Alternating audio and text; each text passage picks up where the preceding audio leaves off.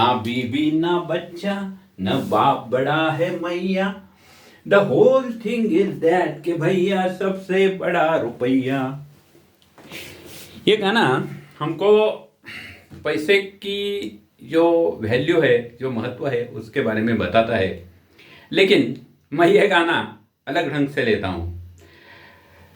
Actually मैं ऐसा सोचता हूँ कि है बीबी और बच्चा, है बाप और है मैया, इनके लिए भी चाहिए प्यार के साथ काफी सारा रुपया।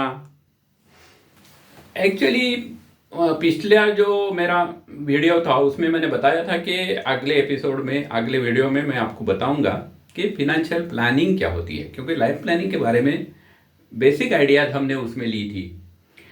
जो लाइफ प्लानिंग है उसमें जो जो हम प्लानिंग करते हैं उसका जो पूरे करने का अवसर आता है, तो उसके लिए फिनेंशियल प्लानिंग की जरूरी पड़ती है। बहुत सारे लोगों को गलतफहमियां हैं। वो सोचते हैं कि हमारा फिनेंशियल प्लानिंग हो गया है, मैं म्यूचुअल फंड में निवेश कर रहा हूँ, मेरे पास बहुत सारी इंश्योरेंस की पॉलिसी है, मैंने बैंक में एफडी करके रखी है, मैंने रियल एस्टेट में बहुत सारे पैसे इन्वेस्ट किए हैं, तो मेरा उसमें से हो जाएगा। एक्चुअली देखा जाए तो ये सब प्रोडक्ट्स है, और ये प्रोडक्ट्स में से हमको क्या क्या ज़रूरी है, इसमें से हर प्रोडक्ट की एक लाइफ रहती है। लाइफ बोले तो लाइफ तो रहती है, लेकिन उसके रिटर्न जो है वो कैसे आते हैं उसके ऊपर थोड़ा सा सोच लेना पड़ता है। दूसरी बात यह है कि हम जो प्लानिंग करते हैं उसमें एक रिस्क एपेटाइट होती है कि एक फैमिली है जिनके 2 बच्चे हैं, उसकी उम्र है 40-45, उसके लिए जो ठीक रहेगा वही एक 30 साल के नौजवान को, जिसकी अभी अभी शादी हुई है, एक छोटा बच्चा है, उसके लिए ठीक नहीं है। वही अगर 50 के उम्र का आदमी है, 50 या 55, तो वो उसको सूट नहीं करेगा। तो हर एक की रिस्क एपेटाइट रहती है। इक्विटीज में कितना होना चाहिए, डेट में कितना होना चाहिए, लार्ज कैप में कितना होना चाहिए, स्मॉल कैप में कितना होना चाहिए, मिड कैप में कितना होना चाहिए, बैलेंस एडवांटेज में कितना होना चाहिए, यह सब जो रहता है इसके बारे में हमको सोचना चाहिए। एक्चुअली मैं आपको ये पूरा जो ये है बताता हूँ कि फिनेंशियल प्लानिंग बहुत मुश्किल है ऐसा नहीं है, लेकिन आपका जो फिनेंशियल प्लानर रहेगा, आपका जो एडवाइज़र रहेगा, उसके साथ बैठ के आप ये सब डिसाइड कर सकते हैं। वो आपको प्रॉपर गाइडेंस दे सकता है। मैं Pramod Kulkarni, dream solutions India, corporate trainer और फिनेंशियल और लाइफ प्लानर, आपका मेरे नए वीडियो में स्वागत करता हूं।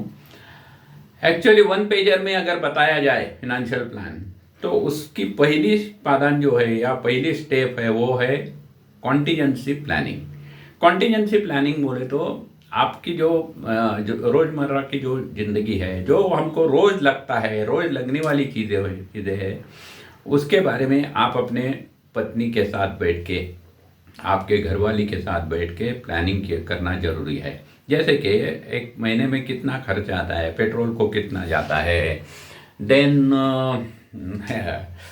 जो किराना लगता है, खाने पीने की चीज़ें है उसके लिए कितना लगता है, बच्चों की फीस है उसके लिए कितना लगता है, पेट्रोल, कार का कुछ मेंटेनेंस है उसका कितना लगता है, ये सब जॉट डाउन करके महीने का निकाल सकते हैं। उसको मल्टीप्लाई करके 12 महीने, 18 महीने या 24 महीने के हिसाब से हर एक ढंग से आप वो एक रकम आ जाएगी, जो अमाउंट आ जाएगी वो बाजू में रखिए। उसमें क्या ऐड करना है, साल में हम अगर किसी गांव से आके यहाँ रह रहे, सिटी में रह रहे, तो हमको कभी गांव जाना पड़ता है या गांव वालों के लिए कुछ करना पड़ता है, घर के जो लोग हैं उनके लिए कुछ देना पड़ता है, एक फेस्टिवल रहता है, त्यौहार रहता है, त्यौहार के वक्त हम गाँव जाते हैं, त्यौहार का खर्चा अलग होता है, उस वक्त के कपड़े अलग होते हैं, जून में बच्चों की फीस रहती है, देन उसमें उनके कुछ ड्रेस रहते हैं, बुक्स रहते हैं, इसका सब ऐड करते जाना और जो रकम आती है उसका एक ऐसा, क्योंकि ये तो लगने वाली चीज़ है, ऐसा नहीं है कि ये इसमें से कुछ हम ड्रॉप कर सकते हैं, नहीं ये नहीं लेना है, खाना कम खाना है, ऐसा हो नहीं सकता, या बच्चों की फीस नहीं भरनी है, ऐसा नहीं हो सकता, गांव जाना है तो जाना है। तो ये सब चीज़ें की जो ये करना है, इसके साथ कॉन्टीजेंसी में आता है अचानक से आने वाली बीमारी के लिए कुछ इंतजाम, या कुछ भी हमको अचानक से कुछ भी लगता है, जैसे अभी कोरोना ने हमको बहुत कुछ सिखा दिया है कि उस वक्त हमारे इनकम कम हो गए थे, लोगों को अचानक से खर्चे, घर में बैठ के भी कितना खर्चा होता है वो समझ में आया। तो ये सब दैट इज़ कॉन्टीजेंसी प्लानिंग। दूसरी बात है उसके ये मैंने बोल दिया कि आप 18 ये करके बाजू में निकाल सकते हैं। दूसरी बात है कि आप कितना भी सेविंग करो, अगर आपका हेल्थ इंश्योरेंस नहीं है तो ये सेविंग को कुछ नहीं है। अगर आपने पिरामिड के बेस लिया तो पिरामिड के ऊपर वाले जो है वो आपकी एफडी रहेगी, आपकी डेट्स इन्वेस्टमेंट रहेगी, आपके म्यूचुअल फंड्स की इन्वेस्टमेंट बैलेंस एडवांटेज फंड्स की रहेगी या स्मॉल कैप में रहेगी, जो भी है। उसके बाद आपके रियल इस्टेट में कुछ रहेगी, या और बहुत बड़े लोग हैं तो कुछ एंटिक पीसेस या ड्राइंग्स में उनकी इन्वेस्टमेंट रहेगी। ठीक है, ये सब है, लेकिन अगर आपका बेस जो है वहाँ पे आपको इंश्योरेंस, हेल्थ इंश्योरेंस नहीं है, अगर आप बीमार पड़ गए और बहुत सारा खर्चा आ गया तो ये ऊपर वाले का जो ऊपर का सब पैसा उसमें खर्च हो जाएगा। तो इसलिए वो हेल्थ इंश्योरेंस कितने का चाहिए ये आप अपने एडवाइज़र के साथ कंसल्ट करके फाइनल कर सकते हैं।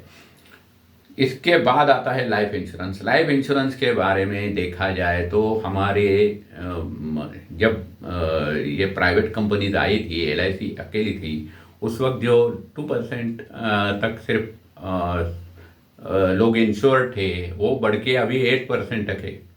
लेकिन आज भी सच्चा इंश्योरेंस 92% लोगों का नहीं है, और लोगों को इसके बारे में जानकारी नहीं है। कार का इंश्योरेंस अगर है तो वो लोग हम फ़ोन करके बोलते हैं क्योंकि उसके लिए लॉ है, उसके सिवा आप कार रोड पे नहीं ला सकते। लेकिन इंश्योरेंस जो टर्म इंश्योरेंस कम से कम जो चाहिए, ये भी जानकारी लोगों को नहीं है, और इसके बारे में थोड़ा सा जान लेना ज़रूरी है। आपको कौन सी पॉलिसी चाहिए, कौन सा लेना चाहिए, इसके जब मैं इंश्योरेंस के बारे में बाद में जब बोलूँगा तब ये सब बोलूँगा, लेकिन ये एक बेसिक चीज़ है कि इंश्योरेंस होना चाहिए। क्या होता है, मुझे याद है कि एक मेरे मित्र के बेटे को कुछ तकलीफ थी, और अचानक से ये जो कोरोना का पीरियड था उसमें वो गया, उसको पीछे लग के मैंने एक इंश्योरेंस दिया था, उसके सिवा उसका कुछ नहीं था। उसको बोला था मैं कि अरे यार तू टर्म कर ले, चाय पानी के पैसे में तेरा 1 करोड़ का हो जाता है, लेकिन वो हंसता था और ये बुरा हो गया। लेकिन ये लोगों को समझ लेना चाहिए कि ये एक ज़रूरी चीज़ है। उसके बाद आता है इन्वेस्टमेंट प्लानिंग। इन्वेस्टमेंट प्लानिंग जो है वो गोल बेस होनी चाहिए। समझो एक आपकी शादी नहीं हुई है, 25 साल के या 26 साल का लड़का है, जॉब में है, उसको सैलरी अच्छी है, तो उसको ये प्लान करना चाहिए कि शादी होने के बाद मेरे क्या क्या खर्चा आते हैं, शादी के बाद कितने दिनों के बाद बच्चा होगा, उसके लिए क्या खर्चा आएगा, उसकी पढ़ाई के लिए कितना लगेगा, उसके शादी के लिए क्या लगेगा। शादी का छोड़ दीजिए, फिर भी पढ़ाई तो कम से कम आपको करनी है, ये सब प्लानिंग करना पड़ेगा। आपकी रिटायरमेंट की प्लानिंग करनी पड़ेगी, और ये सब होने के बाद जो सीनियर्स है उनकी इस्टेट प्लानिंग भी ज़रूरी है, क्योंकि आप जो इतना कष्ट करके जो पैसा कमाया है वो आप जब तक है तो आप एंजॉय करेंगे, आपके बाद जो है वो आपको जिनको जाना चाहिए उनको ही जाना चाहिए, उनको ही मिलना चाहिए। इसके लिए आप विल, नॉमिनेशन, इसके ऊपर भी ध्यान देना चाहिए। एक्चुअली देखा जाए तो ये सब मैंने थोड़े में बता दिया है। जैसे फिर से मैं एक बार बताता हूँ, एक है कॉन्टीजेंसी प्लानिंग, जिसमें आपकी जो रोज के जो है उसमें क्या कहाँ कितना खर्चा आता है, उसकी इन्वेस्टमेंट कहाँ करनी चाहिए, ये आपका एडवाइज़र बता देगा।